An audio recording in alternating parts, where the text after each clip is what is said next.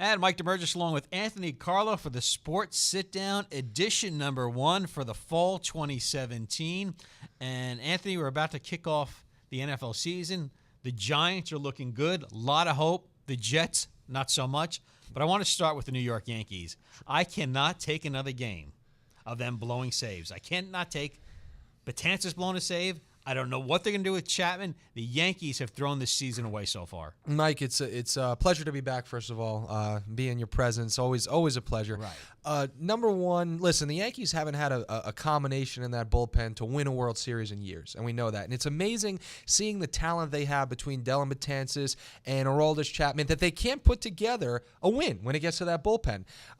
There's no recommendation on how to do it. There's no way to say, well, you should be doing this, but you're doing this wrong. The fact is we were spoiled by Mariano Rivera, a closer that neither of those guys will ever compare to, unfortunately, even though they're both very talented. And the way the Yankees move on from this, unfortunately, is just rub some dirt on it and figure out what's going on.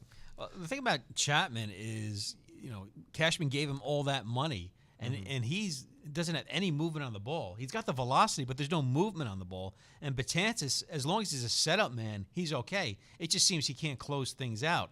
Look, the Yankees have given us more than we anticipated for this year. Yeah. Aaron Judge had a great monster first half. Sanchez is having a great second half. There's hope now with Hicks and, of course, Bird.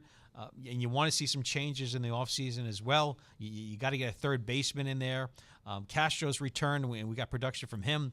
Gardner's having a great year, so they've given us more than we anticipated. Sure. I just don't know how realistic it is that they could actually win a wild card game, whether home or away, or even get past the first round. I don't see that happening, not with the bullpen the way it is. Well, you're certainly not going to get anywhere when walks are a problem. And that, I mean, look at the last game, last big game that Dellin Betances blew, okay? He walks the guy before Manny Machado to pitch to Manny Machado. When you can't throw strikes, what happens is you wind up hanging a breaking ball like he did to a hitter like Manny Machado, and you lose games. And that's what it's going to come down to for the Yankees as the end of this season comes about. We know the Yankees are not the best team in the major leagues by far. We know they're struggling to win the East. We know they have a lot of raw talent and potential, like you said. But when you break it down to fundamentals, it doesn't matter how talented you may be, how much star power you may have, and how young these players are. If you can't do something like get a hitter out by throwing strikes so that you don't have to face a hitter like Manny Machado and make a mistake to him, this team is not going to go very far. And if they make it to the postseason by the skin of their teeth, I'm not expecting much out of them.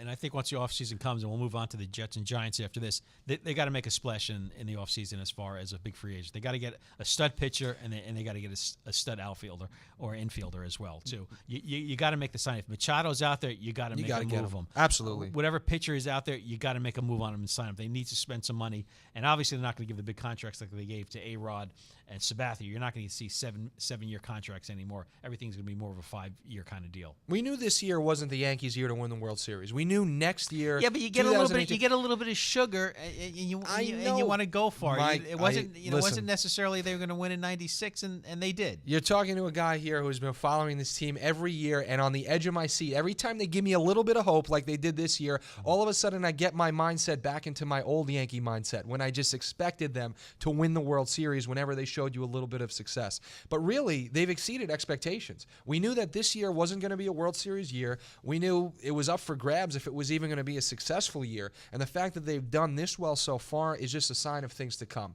Like you said, next year, if you can get a Bryce Harper or Manny Machado, make that big free agent offseason signing, next year is the year we got to go for it. Well, there's hope with the Yankees. There's no hope with the New York Jets. I gave up my season tickets 2 years ago. Very happy I did that. And they're going into this year with disasters at quarterback. Yeah. You cannot win in this league without a quarterback. You mean to tell me you're selling your fans on Josh McCown? Are you kidding me? Are you kidding me? And how do you waste a draft pick on Christian Hackenberg, who's shown absolutely nothing as a quarterback? At least they gave the guy who's been messing things up for them for the past few years over to the other side of town.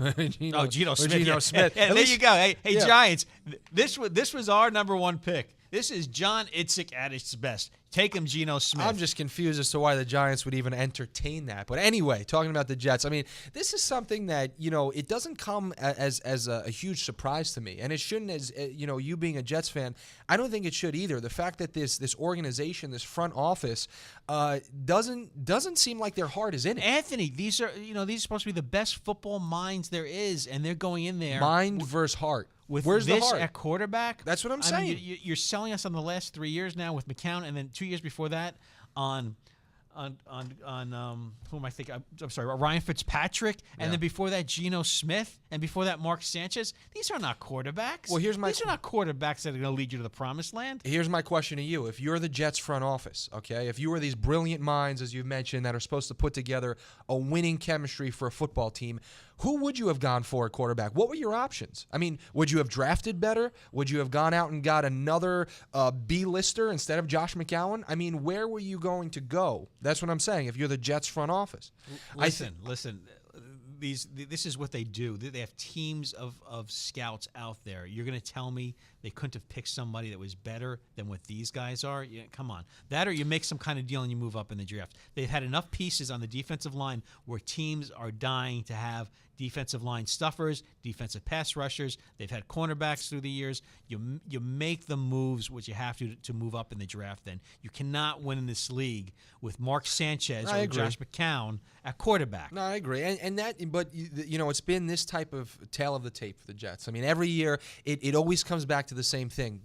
Do just enough to maybe give yourselves a chance to have an above 500 record, but never do enough to win a championship. And like you said, Josh McCown, in my opinion, it's going to be the same story over again. They don't have an offensive line. The offensive line, you don't have the brick there. You don't have Mangold anymore. The offensive lines, it's all new. It's all being remolded. It's being held together by Scotch tape. You have a subpar quarterback with a super subpar line. It's going to be a mess for the Jets this year. That's all I can say. I'm talking 2-14. That's okay. A lot of quarterbacks in the mix this year in college football. So tear it down. I'm hoping for an 0-16 season. I hope so too, because then maybe they'll wake up and realize that they've got to start from scratch again and tear it. I mean, right now, in my opinion, the way that the moves they're making, the way that they're going, it's on the verge of continuing this losing mentality. And when you have a losing mentality in an organization like the Jets have displayed in the past few years, more than that, but you're not going to get anywhere. 40 years. You got to tear it down. Well, what are you doing Sunday night? Watching the Giants. Of course. Giants, Cowboys. The G-men. Zeke's going to be playing. I'm really excited about this Giants defense. I mean, I don't like to put any emphasis on preseason football because what I say about preseason football, the Jets in '92 were 5-0 under Browning Nagel and wound up going 4-12 that year. But the Giants defense looks real good. Landon Collins looks in midseason form.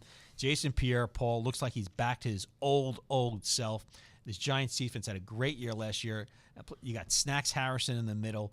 They're going to be ready for the Cowboys, and I think this is a great match to open the season with. Oh, absolutely. And talking about their defense, what about this offense? I mean, I'm looking forward to having Brandon Marshall to throw to. I mean, the problem for this team in the past has been, in my opinion, getting everybody to gel.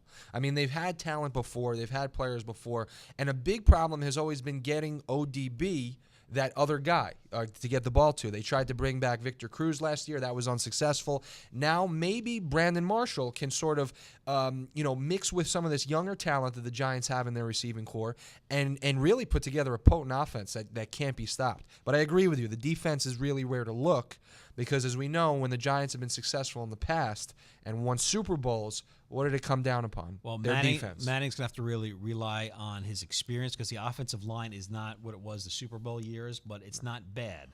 Running game is okay. But adding Brandon Marshall, a nice big target. When I talked to John Mara early in the year and also Eli Manning, posed the question to them, do you look at him like a Plaxico Burress, that big target? The tight end position has improved this year. If you look at the years they went to the Super Bowl, again, Manning had the tight end. The years he was at his best, he had a tight end. So I think there's a lot of hope here for the Giants on offense as well.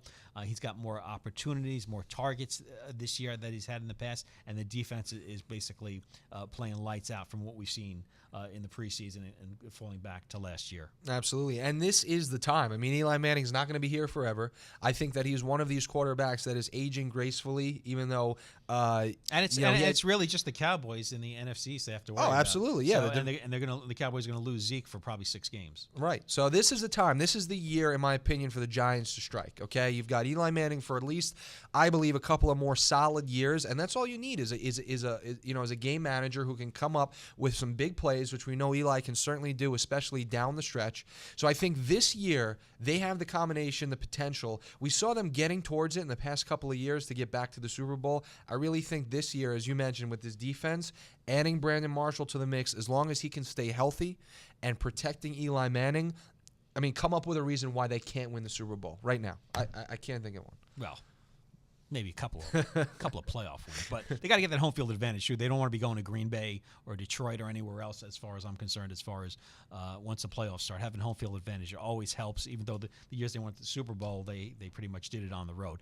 He's Anthony Carlo. I'm Mike Damergis for the Sports Sit Down.